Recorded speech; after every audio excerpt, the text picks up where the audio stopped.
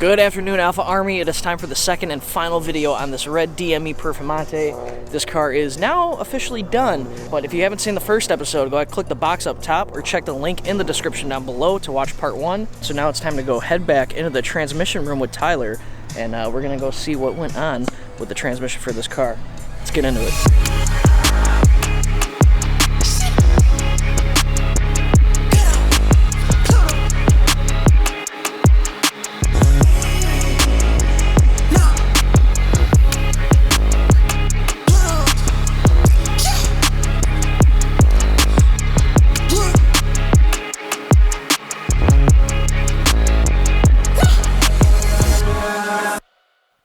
Anytime you're doing something that's sealed, you want to make sure you're kind of getting everything out of it. So this is like a giant ultrasonic cleaner.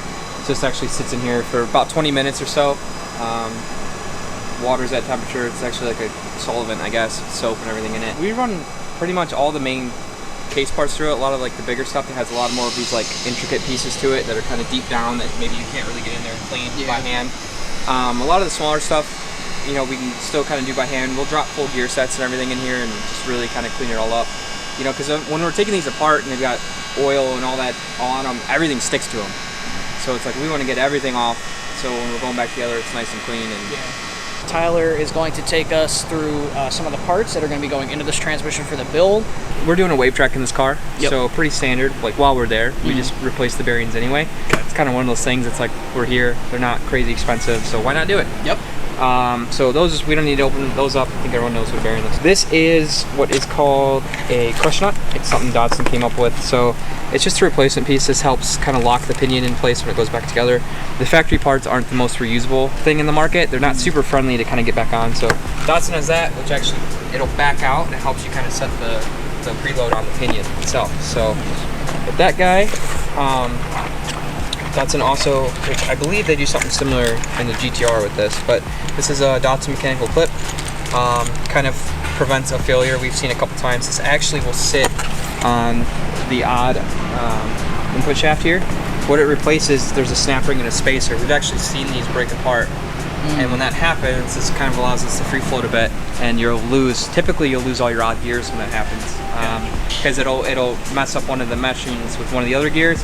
And these transmissions are smart enough to know, like, hey, if I have a problem and one of the odd gears, say first, third, fifth, or seventh, it'll shut down all the odd gears. It's got like a safety valve in the mechatronics that'll shut it down.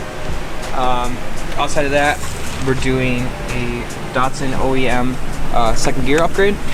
We already kind of opened it, to be honest with you, but usually these are wrapped. But this is the second gear upgrade. Stock second gear is right there. That's the one that actually just came out of this car. So you can kind of see a bit of a difference there. They also beef up this back dog gear here. I think it's kind of well known that these things have a bit of a second gear issue from the factory. Yeah. So. If you're gonna twin turbo your car, at least get second gear put in. Yeah. At least minimum, please. Yeah. And when these things break, they don't break nicely. No. You know. So we're also doing a wave track. I'm not gonna pull it up here because this thing's super heavy. But we're also doing some billet stuff here. So the customer actually had bought these previously. So this is the Datsun diff cover here. So buddy. You know, it's a thicker plate. You're getting a little bit of more rigidity in the case out of it. This is your hardware, your bearings. You know, there's a seal and all that kind of stuff that goes with it right there. We're honestly not going to use the hardware that comes with it because we going titanium. Yeah, so we have our AMS transmission hardware kit here. So we released a titanium hardware kit for the transmissions replaces. It's 90 bolts in total that get replaced. There's a few that you know we didn't really see much of a need to throw titanium on it. A couple of plastic covers and things like that. Yeah. But all the main bolts. So I mean, you're talking your mid plate bolts, your end case bolts. We actually do ARP for the diff cover that comes in this. But one of the big things that our kit does is it comes with the engine to trans bolt as well. And the reason that that's kind of a necessity is the OEM bolts are actually like a 2-time use, so you actually stamp them when you pull them out, and then if they ever come out again, you're supposed to toss them. And the guys that install the transmissions, I mean, if you go ask any of them over there that have done it with the titanium stuff, they much prefer it to the stock hardware. So that's pretty cool. Last little bit of billet goodness here, we actually have the sump pan, which is another Datsun provided part. Again, we're not going to use the hardware from it, but titanium hardware. It's getting titanium, so there's the pan.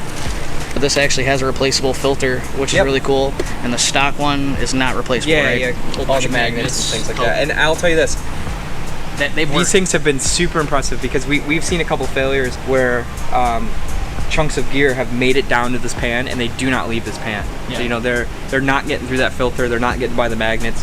These things they're pretty tough. Yeah. They do what they're supposed to do. They do their job. That's all that matters. Yep. And then, you know, if you do buy one of these pans and let's say there is some kind of failure like that, you know, the filters are they're pretty cheap to go ahead and throw a new filter in it if something does happen. But even still, they actually they clean up really nice. And you know, you've got stock half shaft here. This is the long side. So Datsun just provides a billet version, and they're a little beefier, and it's a material change, and they actually changed this front part here. It's just stronger, you know. I mean, we've seen these break. It replaces the long one and the short one, which the short one actually sits in. This is stock diff cover here, so the short one sits in there. So yeah, so that kit there. Short and the long one. And it has everything: new bearings, new seals, all that kind of stuff. So intercoolers back in. Yeah, looking good. Yep. So some little changes to these on stock ECU. We're utilizing the stock mass airflow meter.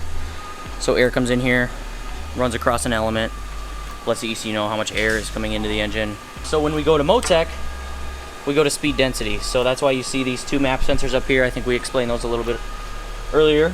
But so you've got basically a boost sensor, which is right here in the intercooler pipe. It's actually in one of these really nice alpha block-off plates for the map.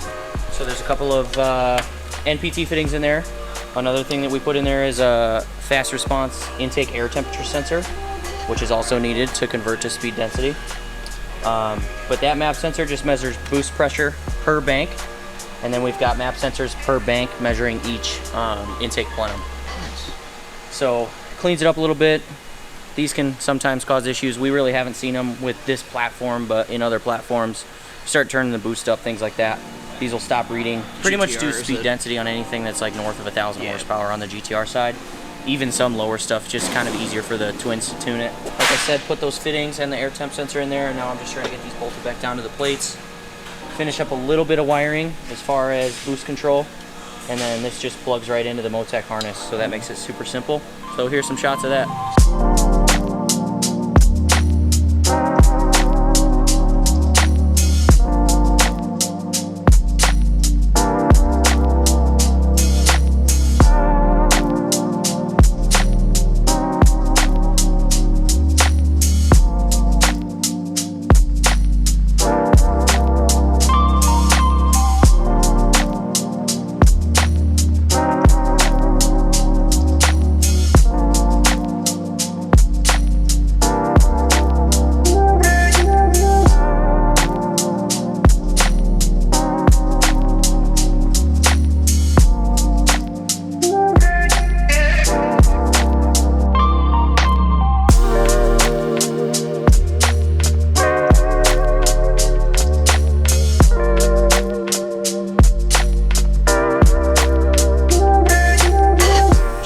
putting in an oil tank.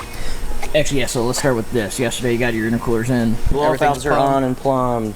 The map sensors we spoke about, everything's plumbed in. We realistically just have to do fluids, and then Motec comes with the Ethernet cable, so basically the data cable. So we actually cut them. Oh, yeah, and then so run them into the car just so that it's easier. This sits in the engine bay, right? Normally, yeah. We've mounted them in the engine bay, but we've started moving them into the car just so that we don't have to have cables running across the back of the car. Start buttoning up the interior. It still doesn't have any interior in it. Should have it fired up here pretty soon. Okay.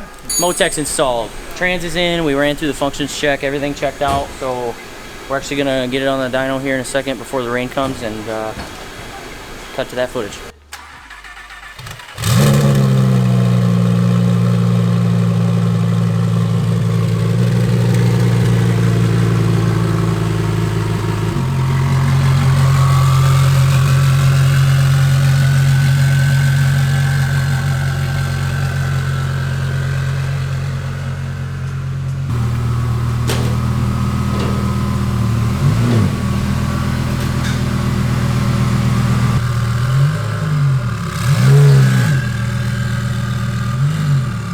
It's like we've done this once or twice. Yeah, that's what I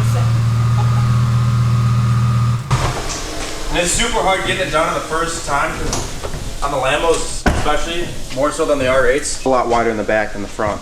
Yeah. So like it's real deceiving, like the front, you know, you got like 1.5 inches more space on each side than the rear. You did good work. I'm excited to see what this thing makes. Maybe about 1,200. It's an Alpha 12, so that's what it should be making.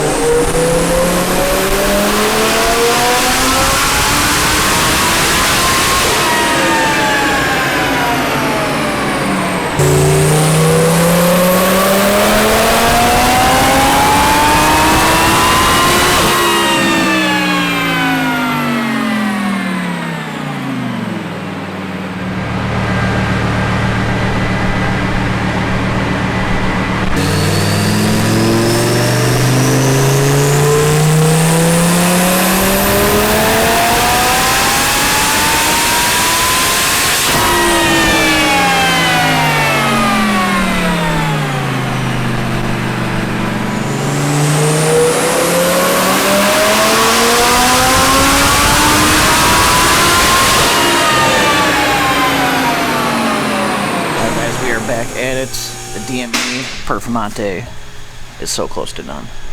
What's up, YouTube? It's your boy.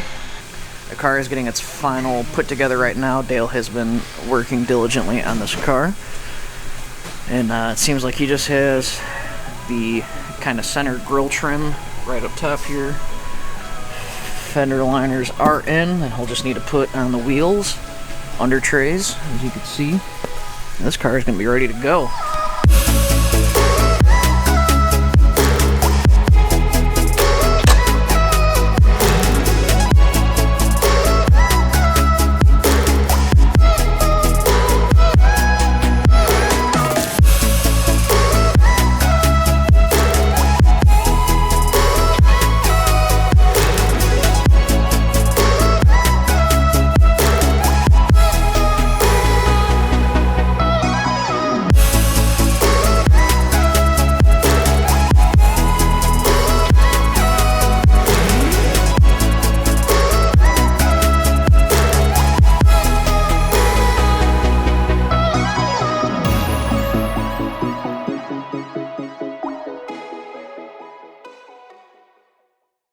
I hope you guys enjoyed today's episode. That was an awesome look at the DME Alpha 12 Huracan Performante. This thing is a monster. Shout out to Dale, Tyler, everyone at AMS that worked on this car. They did a fantastic job in DME. We hope you guys enjoy your ride.